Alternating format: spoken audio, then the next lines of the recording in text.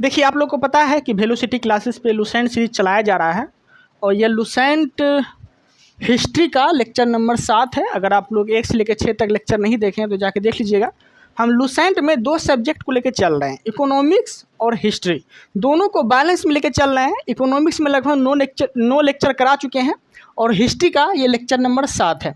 अगर आप लोग 1 से लेकर 6 तक लेक्चर नहीं देखे हैं लुसेंट का तो जाके ज़रूर देखिएगा, क्योंकि हम पूरा सीक्वेंस लेके चल रहे हैं और 0 लेवल से लेके चल रहे हैं। ठीक है, तो चलिए स्टार्ट करते हैं।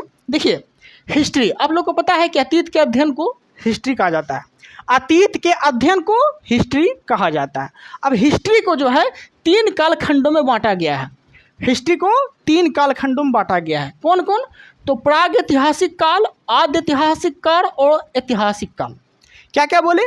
प्राग ऐतिहासिक काल, आद्य ऐतिहासिक काल और ऐतिहासिक काल। ओके, अब इसे समझने का प्रयास करिएगा। प्राग ऐतिहासिक काल में जो है कोई लिखित साक्ष्य नहीं मिला है। मतलब इस काल के लोग जो है सिर्फ खाना से मतलब रखते थे, लिखना पढ़ना तो बहुत दूर की बात है, बस कैसे भी जीवन जीते थे ये लोग, उघारे रहते थे एकदम। ठीक है, तो प्राग ऐतिहासिक काल में लिखित साक्ष्य नहीं मिला है। ओके, आद्य ऐतिहासिक काल में लिखित साक्ष्य मिले हैं, लेकिन यहाँ इस तरह से लिखा गया है कि लोग पढ़ ही नहीं सकता है कि लिखा क्या है। ठीक है, टांगुड़ मांगुड़ मतलब बहुत चित्रात्मक, जिसे बच्चा उतरू कैसे लिखते हैं, तो कोई समझ नहीं पाया कि यहाँ पे लिखा क्या है। तो आद्य ऐतिहासिक काल में लिखित साक्ष्य मिला है, लेकिन उसे पढ़ा नहीं जा सकता है। ठीक है, अब देखिएगा ऐतिहासिक काल, ऐतिहासिक काल में जो है लिखित साक्ष्य भी मिला है और यहाँ पढ़ा भी जा सकता है, जो भी ऐतिहासिक काल में लिखा गया है। कोई दिक्कत नहीं है, समझ में आ रहा होगा आप लोग को। प्राग ऐतिहासिक काल में जो है पुरातात्विक स्रोत प्राप्त हुए हैं। अब समझिएगा ध्यान से, पाषाण काल, प्राग ऐतिहासिक काल में जो है पाषाण काल मतलब कि पत्थर का ज़्यादा प्रयोग हुआ करता था। बड़े बड़े पत्थर का प्रयोग होने के कारण जो है यह पाषाण काल भी इसे बोला जाता है। ठीक है, पत्थर प्रयोग होने के कारण जो है इसे क्या बोला जाता है? पाषाण काल। ओके, किसे? प्राग ऐतिहासिक काल को। अब समझिएगा आद्य ऐतिहासिक काल, इसे कांस्ययुगीन काल भी कहा जाता है। आद्य ऐतिहासिक काल को कांस्ययुगीन काल भी कहा जाता है। कैसे? क्योंकि कांस्ययुगीन काल इसलिए बोले जाते हैं क्योंकि यहाँ पर तांबे धातु का प्रयोग हुआ था, कांसा धातु का प्रयोग हुआ था, इसलिए इसे कांस्ययुगीन सभ्यता या कांस्ययुगीन काल भी कहे जाते हैं। किसे? आद्य ऐतिहासिक काल को। अब आगे देखते हैं ऐतिहासिक काल। ऐतिहासिक काल में पुरातात्विक संबंधित स्रोत, इसमें वैदिक सभ्यता और उसके बाद के काल आपको देखने को मिलेगा। ये सब इंट्रोडक्शन था। ओके, अब हम पढ़ने जा रहे हैं आराम से, अच्छे से समझिएगा। देखिए, प्रथम नगरीय सभ्यता, अगर आपसे पूछेगा कि प्रथम नगरीय सभ्यता कौन थी तो क्या बोलेंगे? हड़प्पा सभ्यता या फिर सिंधु घाटी सभ्यता, यह प्रथम नगरीय सभ्यता थी। ठीक है, अब समझिएगा आगे। यहाँ क्वेश्चन है, भारतीय पुरातत्व सर्वेक्षण विभाग की स्थापना, भारतीय पुरातत्व सर्वेक्षण विभाग की स्थापना कब किया गया था? तो 1861 में। किसके द्वारा? तो अलेक्जेंडर कनिंघम के द्वारा। तो पुरातत्व सर्वेक्षण के जनक पूछ लिया आपसे तो अलेक्जेंडर कनिंघम। कब किए थे? 1861 में। ठीक है, समझ में आ रहा होगा आप लोग को। अब देखते हैं आगे, भारतीय पुरातत्व संग्रहालय कहाँ है? यह भारतीय पुरातत्व संग्रहालय कहाँ है? तो यह कहाँ है? तो यह कोलकाता में है। भारतीय पुरातत्व संग्रहालय कहाँ है? कोलकाता में है। लेकिन ये पहले थे, भारतीय पुरातत्व संग्रहालय जो है पहले कोलकाता में थे, लेकिन वर्तमान में पूछेगा आपसे तो वर्तमान में जो है भारतीय पुरातत्व संग्रहालय जो है ये दिल्ली में है। कहाँ है? दिल्ली में। इसलिए हम यहाँ पे लिख दिए हैं अब दिल्ली में है भारतीय पुरातत्व संग्रहालय। ठीक है, ध्यान रखिएगा।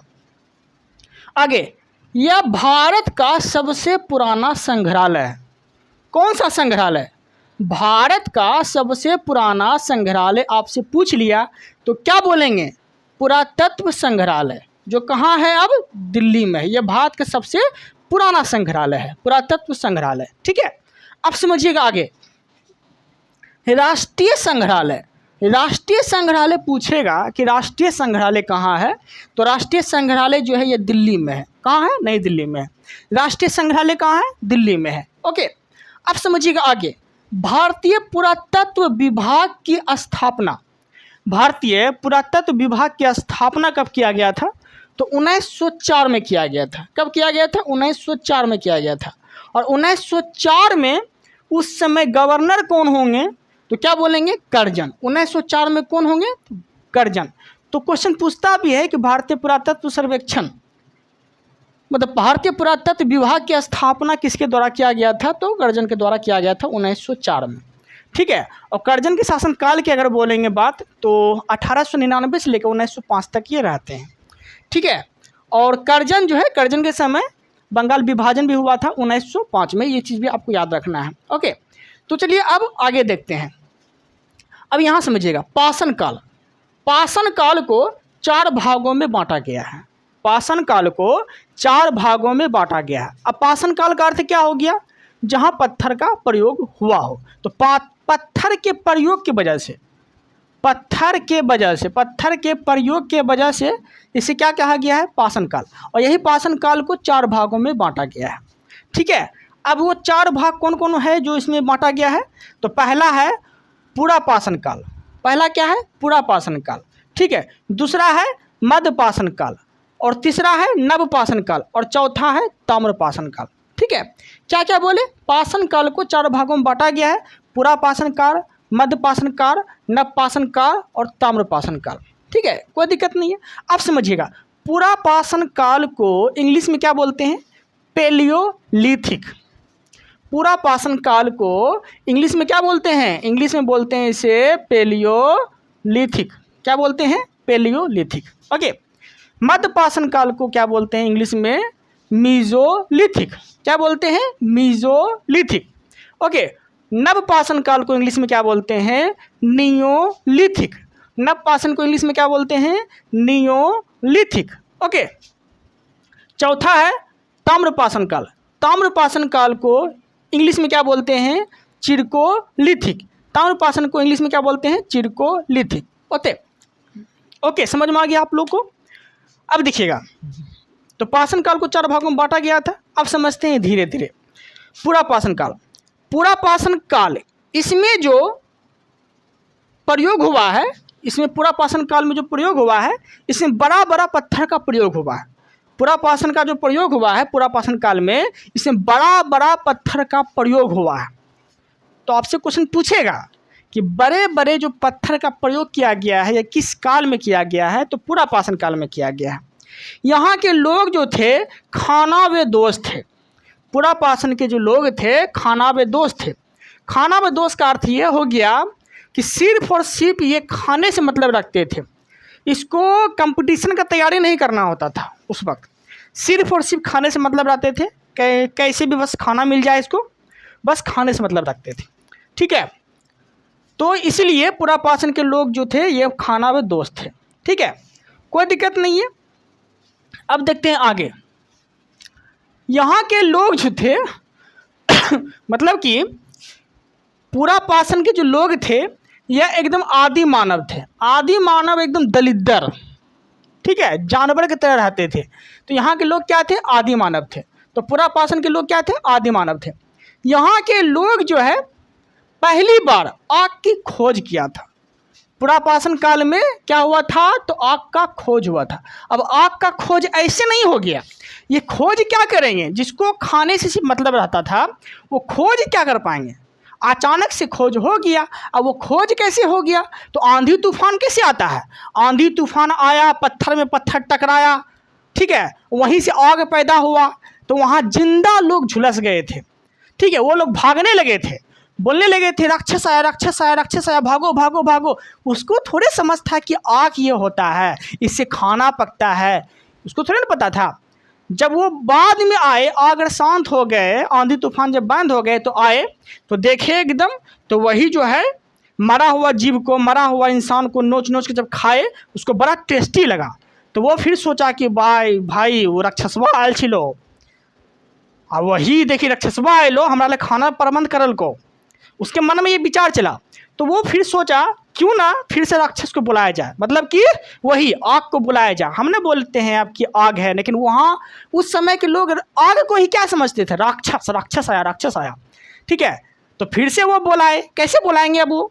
तो वही कोई पत्थर में पत्थर टकरा रहा है, कोई पीठ रगड़ रहा है, कोई ईंटा फेंक रहा है, कोई पत्थर फेंक रहा है। ऐसे करते करते एक बार क्या होता है, सफल हो जाता है। पत्थर में पत्थर टकराता है, बस आग मतलब निकल जाता है। तब उसे समझ में आ जाता है कि राक्षसबा ऐसे आता है, ऐसे आग होता है। वहीं से उसका दिमाग खुलता है, धीरे धीरे ऐसे ऐसे करते करते विकसित होता है उसका दिमाग। तो ये सब कहानी था। बाकी कहानी सुनाएंगे तो थोड़ा कंटेंट का अभाव हो जाएगा, इसलिए अब आगे देखते हैं। ठीक है, आप समझिएगा। पुरापाषाण काल को मैक्रोलिथिक कहा जाता है। क्यों? मैक्रो मतलब क्या हो गया, बड़ा। तो बड़ा बड़ा पत्थर का प्रयोग के वजह से पुरापाषाण काल को मैक्रोलिथिक कहा जाता है, लिथिक कहा जाता है। कोई दिक्कत नहीं है। दूसरा देखते हैं मध्यपाषाण काल। मध्यपाषाण काल में छोटे पत्थर का प्रयोग होता है। आपसे क्वेश्चन पूछेगा कि छोटे मोटे पत्थर का जो प्रयोग हुआ था किस काल में हुआ था? तो मध्यपाषाण काल में हुआ था। कोई दिक्कत नहीं है। देखिएगा देखिए, पुरापाषाण काल में आग का आविष्कार हो गया, लेकिन लोग यूज करना, आग का कैसे इस्तेमाल किया जाता है, आग का क्या काम है, तो यहाँ के लोग, मध्यपाषाण काल के लोग जो है आग का फिर क्या करने लगे, प्रयोग करने लगे। तो आग का प्रयोग पूछेगा तो मध्यपाषाण काल में, आग का आविष्कार पूछेगा तो पुरापाषाण काल में। ठीक है, दोनों याद रखना है, कोई दिक्कत नहीं है। आगे, इसे मैक्रोलिथिक कहा जाता है।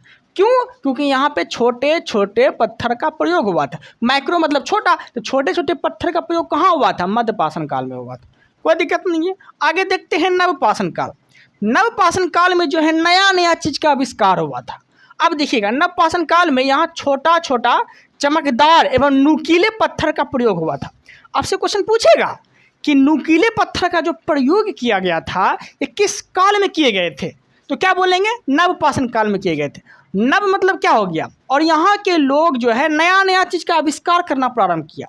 तो नवपाषाण काल में यहाँ नया नया खोज किया गया था। पहली बार लोग जो है पशुपालन करना प्रारंभ किया। किस काल में? नवपाषाण काल में। पहली बार क्या किया? पशुपालन करना प्रारंभ किया। और पहला पशु जो बनाए गए थे, या पहला पशु कौन थे? तो पहला पशु कुत्ता बनाया गया था। तो नवपाषाण काल में पहला पशु क्या था? कुत्ता था। यहाँ के लोग जो है खेती करना प्रारंभ किया। नवपाषाण काल के लोग क्या किया? पहली बार खेती करना प्रारंभ किया। क्वेश्चन पूछेगा, पहली बार खेती करना किस काल से प्रारंभ हुआ? तो क्या बोलेंगे? नवपाषाण काल से प्रारंभ हुआ। ठीक है। उसके बाद जो है धीरे धीरे जो यहाँ के लोग हैं अस्थायी जीवन जीने लगे, समाज का निर्माण करने लगे।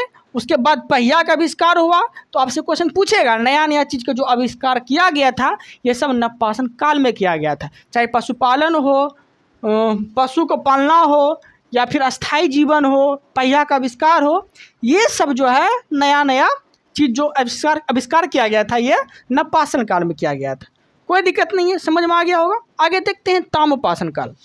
अब देखिएगा, ताम्रपाषाण काल को चिल्कोलिथ भी कहा जाता है।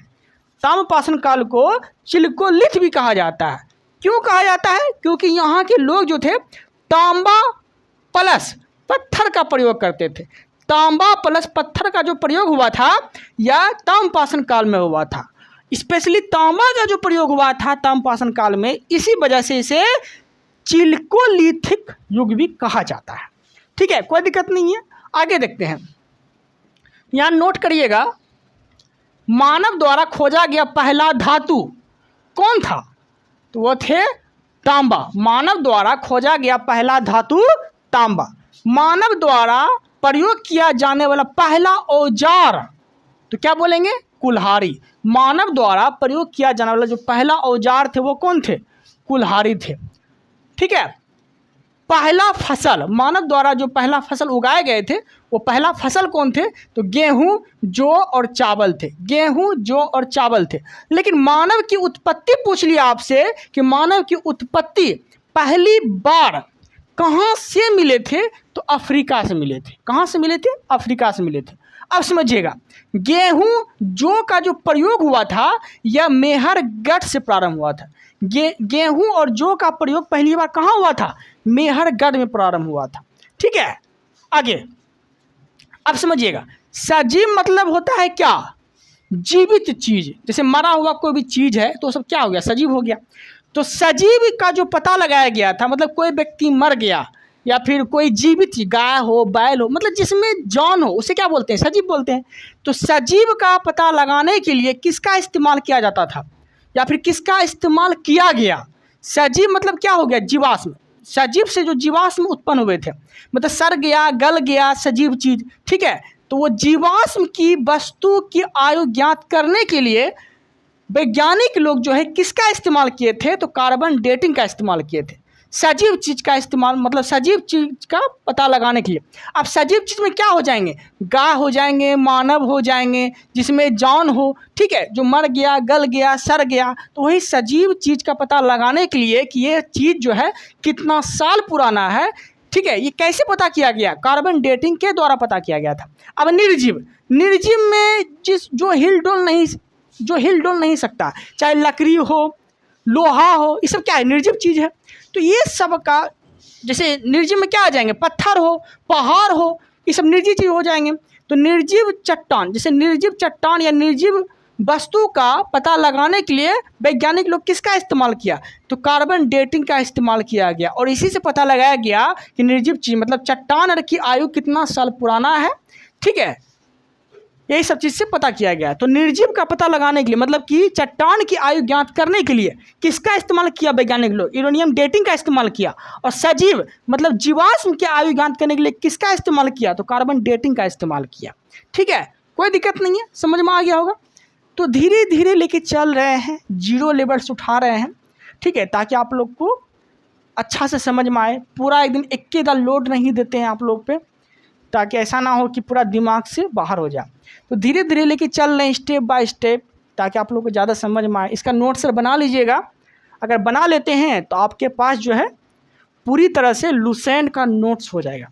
वैसे तो हम PDF दे ही देते हैं ये क्लास नोट्स का, आप मेरे टेलीग्राम ज्वाइन कर लीजिएगा, वहाँ पे आपको मिल जाएगा PDF, ठीक है। इस वीडियो में इतना ही रखते हैं। जितने भी लोग नए हैं या फिर ये वीडियो को देख रहे हैं तो चैनल को सब्सक्राइब जरूर करिएगा, ताकि आने वाला कंटेंट आप तक पहुँच सके। Thank you, thanks for watching.